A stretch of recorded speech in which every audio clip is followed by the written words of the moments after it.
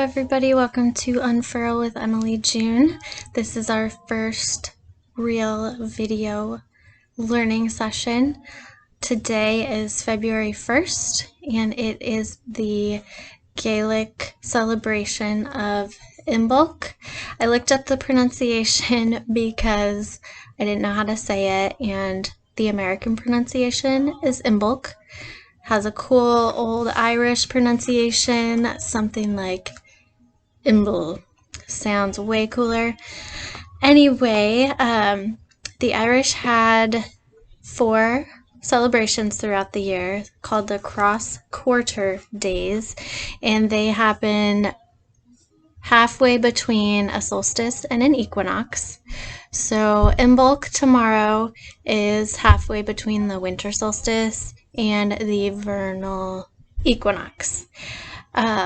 And what it really means is it's welcoming the first sights of spring, acknowledging it's still winter time, but there is hope for light and warmth from the sun and just the abundant life that Earth provides is coming. So there are many ways to celebrate this day. First, it's associated with fire, so light some candles if you have a fireplace. If you can have a fire outside, even better. Also, you can clean your living space, your whole living environment, your home, the outside of your home. I read this and I thought, oh, sounds like spring cleaning, so maybe that's where this came from. Actually, I've been finding that a lot, like these little traditions that we still do today. I'm finding connections to some ancient holidays and celebrations of even like before Jesus's time. It's just super cool to make these connections and find that we still do a lot of these things that are rooted in the earth and nature and the patterns, the seasons, the moon, how the animals are behaving. It's all super cool to me, and that's why I wanted to share it with you.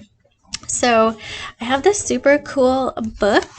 It's called Sabbath's Almanac, and it has all of these like pagan or earth-based celebrations, and they make one every year. It's super cool. So I have I have Samhain of 2019, which is like the harvest time, and then it goes to Maiden in 2020.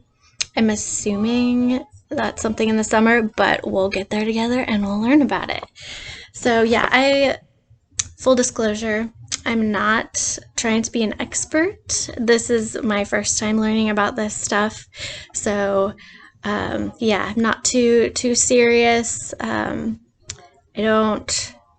Not fully trained in this. I haven't been like practicing this for years. I'm just super interested in it, and the best way that I learn is to teach others about it. So that is what I wanted to do, and hopefully you'll find some interesting things in it that you can resonate with as well.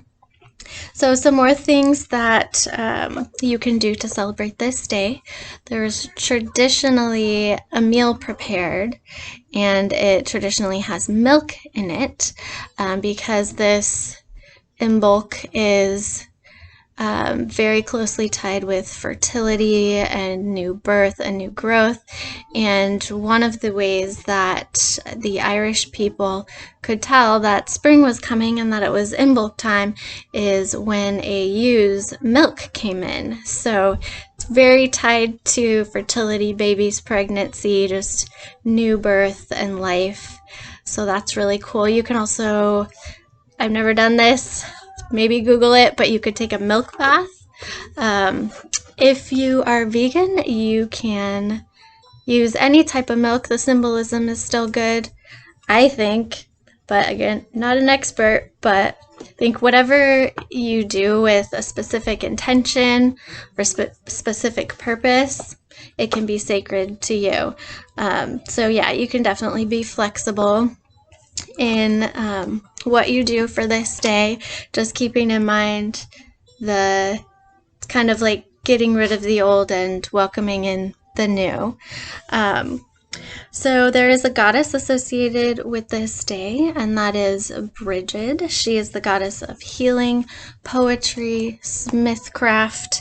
She's the goddess of fire, of the sun, and of the hearth. And she is also usually associated with babies and midwives, and again, that just the fertility and abundant life that is going to spring forth from the earth in the spring, which is fastly approaching. There is also another celebration happening this weekend. It's a busy time. February 2nd, we know it as Groundhog Day, but it is also known as Candlemas. And it kind of, so all of these things kind of got super tied up with Christianity. So a lot of these things started in pre-Christian Ireland, and then when the Christians came, they kind of took some of the things and put a God Jesus spin on it. So the Candlemas is a day that Jesus was brought into a temple. It's supposed to represent that. And then the Christian Irish would take in their candles on that day to church. They're bringing their light Jesus into the church and have them blessed. It's also associated with the Groundhog Day that we know of today. So it is basically many different countries and cultures have their own sort of interpretation of this day, and they all are involving animals. So I read the Germans used to watch for a bear to come out from hibernation, and that's how they would tell if it is going to be spring soon or if it's going to continue the cold and dark winter. So it also just reminded me that even though we don't live in the wild anymore, we can still look outside and observe the animals' behaviors and see birds starting to make nests, or you see different types of birds that are migrating back. So it's just something that we can still observe and reflect on and just see in our environment, even though we're not super connected to the earth and the animals' habits and all the signs that are really there that the season is changing. Obviously we can see when flowers are coming up and whatnot, but it's really neat just to be an observer and just appreciate the knowledge and the wisdom that is in nature. We are a part of that, and that's why these things are so cool to me, because I love feeling that connection to nature. So I got a little bit off track there, but yeah, Imbolc the first, Candlemas the second, and again they're both associated with spring and with new beginnings. Candlemas is also the official end of the Christmas season. And yeah, that's when the baby Jesus was brought into the temple. So again, it gets super convoluted with Christian stuff, which is fine. I just wanted to separate that a little bit for you. So the goddess Brigid, back to her. So she was also adopted into Christianity, and she became Saint Brigid. And Candlemas, the second, is also called Saint Brigid's Day. So a lot going on, super confusing at times. But you can call upon Brigid on this weekend at this time of year, just to bring her healing and her light shining, her abundance into your life. I have a little healing prayer about Brigid that I'll share with you guys in a little bit. But there's also a symbol associated with her, and let me find it. I didn't have a chance to make one because it looks super complicated, but you can totally Google it, and there's, sorry, not prepared. You can totally Google it, and there's a lot of different little instructional thingies. So this is called Brigid's cross right here, and that represents protection. So the pre-Christian Irish would make those and put them on their doors to protect their homes from fire. And that was another way to like honor the life-giving like warmth and light that fire gives, but it also acknowledges its destructive nature. So always that yin and yang, light and dark, positive, negative, everything balanced. So yeah, it'd be cool to make one of those. They're traditionally made with thrushes, and I looked that up, and that's kind of looks like reeds or like some thick grass, but I'm sure you could go outside, and again, whatever you do with a specific sacred intention, I think invokes the meaning of whatever you give to it. So go find some sticks, Google the instructions, and yeah, you can make one of those. Or it'd be maybe cool to make up your own amulet for protection, and give it your own meaning. So yeah, this is just a super cool time to take what you want and make it your own. So I will go ahead and read this prayer that's calling on Brigid. I will also put it in the comments below, and I'll probably put a couple other links there as well for cool stuff that I found.